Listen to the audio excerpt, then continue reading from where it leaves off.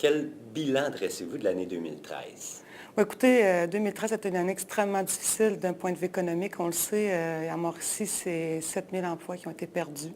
Fermeture de plusieurs entreprises, notamment Gentilly 2, avec l'Alcan aussi à Shawinigan.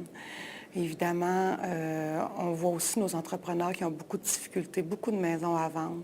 Vous savez que les familles, des centaines de familles qui ont quitté la Mauricie, des gens qui travaillaient à Gentilly. S'il y a un projet que vous auriez aimé qui se réalise puis qui n'a pas été réalisé, ce serait lequel?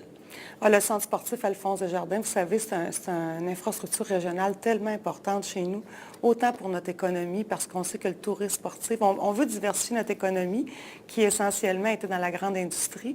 Et le tourisme sportif est vraiment une bonne piste. Maintenant, on avait annoncé le projet en mai dernier, l'argent était réservé, et de voir le gouvernement qui est vraiment a retardé tout le projet.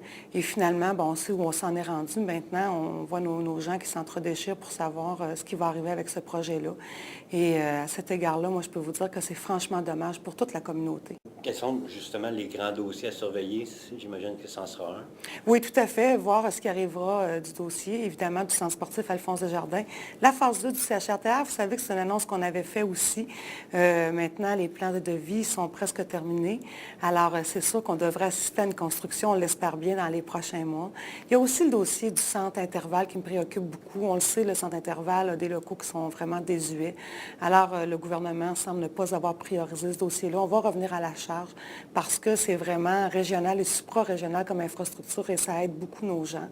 Alors, c'est sûr qu'au niveau de l'économie, au niveau de l'emploi, on va surveiller de près. Moi, je vais tenir mon rôle de député de l'opposition pour m'assurer qu'il y ait des sommes qui retombent chez nous, qu'il y ait de la création d'emplois parce qu'on en a vraiment besoin.